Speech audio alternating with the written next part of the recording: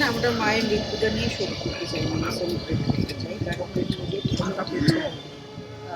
প্রাণোচ্ছল একজন মানুষ ছিলেন, প্রচন্ড কর্তব্য করেন, আমাদের পুরো পরিবারটার একটা ড্রাইভিং ফোর্স ছিলেন মা। তো সেই কারণে মাকে যে এত মানুষ ভালোবাসতেন, গত দুদিনে প্রায় আইসিইউতে ছিলেন, প্রায় সংখ্যানিক সদীপ লোক দেখে গেছে। আমাদের স্পেশাল পারমিশন করাতে হয়েছিল, আমরা কোথায় মা বেঁচে থাকাকালীন বুঝতে পারিনি যে এত মানুষ অন্তর থেকে, সেটা মায়ের মা নিজে যেহেতু নৃত্যশিল্পী, ক্যালকাটা সমস্ত শিল্পীরা, আমাদের ফ্রেটার্নিটির বন্ধু বান্ধবরা, থিয়েটার জগতের মানুষরা সবাই।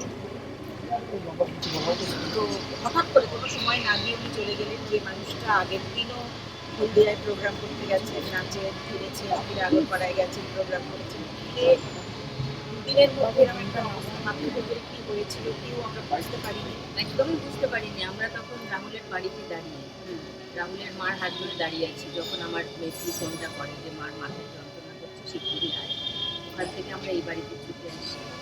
তারপর যেদিনকে বাবিনকে কলকাতায় আনা হলো, সেদিন আমরা শ্মশান, মার বাড়ি শ্মশান হাসপাতাল তৈরি করেছি সারাদিন।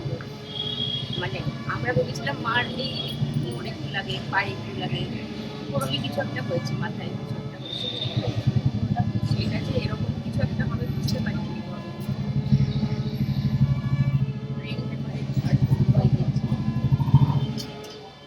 যেই মুহূর্তে মার মাথায় ব্যথা, সঙ্গে সঙ্গে ডক্টরকে কনসাল্ট করা, ডক্টর সঙ্গে সঙ্গে একটু বুঝে ওষুধ দেওয়া সেসব করলেন। তারপরে দিন সকালবেলা যখন একটু বেশি বাড়াবাড়ি হলো, আমরা নিয়ে গেলাম ইমার্জেন্সি।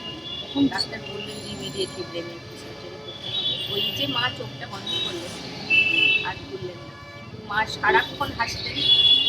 আজকে ভোর থেকে আমরা শুধু ফোনে আর মেসেজে এটাই সবার কাছে পাচ্ছি যে ওই হাসি মুখটা মনে রাখো। হাসি, মা গান শুনলেই নাচতে শুরু করতেন, মা গাছ দেখলেই বলতেন এই গাছটা তর করে বেয়ে আমি ওপরে উঠে যেতে পারি, কুকুর দেখলেই বলতেন আমি ঝাঁপিয়ে সাঁতার কাটবো।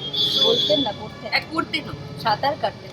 আমরা আমরা ভয় পাচ্ছি, মা নাতনিদের দিয়ে নিয়ে নেমে গেলেন সাঁতার কাটতে। হ্যাঁ, মানে she was পুকুর, so সমুদ্র, full of ঝিল, life, জল দেখতেই so full of life.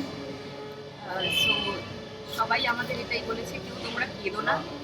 দীপালিদি সারাক্ষণ হাসতেন, তোমরা হেসে তোমরা সেলিব্রেট করো। দীপালিদির ওই বড় এটা ছিল ল্যান্ডমার্ক, সুন্দর ঠিক। এখন উনি সাইজটা একটু ছোট করছেন, আগে বড় করতেন। সাজবো, এখন বয়স হচ্ছে বলে একটু ছোট করেছেন। এটাই তুমি ছিল হাতে করে মায়ের। নিয়ে বুঝছি যে কখন মায়ের কপালে এটা নিয়ে পড়ে। তো সেইভাবেই মাকে মনে হ্যাঁ, রাখি। শেষ মুহূর্তে মা প্রচন্ড নেচেছেন, আর তারপরেই যেটা উনি সব থেকে ভালোবাসতেন সেটা করতে করতেই, এবং অসুস্থ যখন হয়েছেন তারপর থেকে আমি টের পান। লাস্ট উনি যেটা টের পেয়েছেন সেটা হচ্ছে উনি দারুণ ফাটিয়ে নাচছেন। তিনজনকে একটা কথা জিজ্ঞেস করবো, সেটা হচ্ছে ছোটবেলায় সবাই বলে যে আমি মায়ের সব থেকে কাছে, এই জিনিসগুলো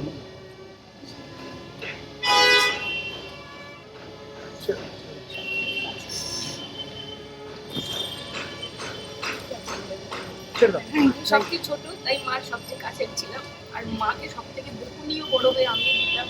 মা সব থেকে ভয় আমাকে,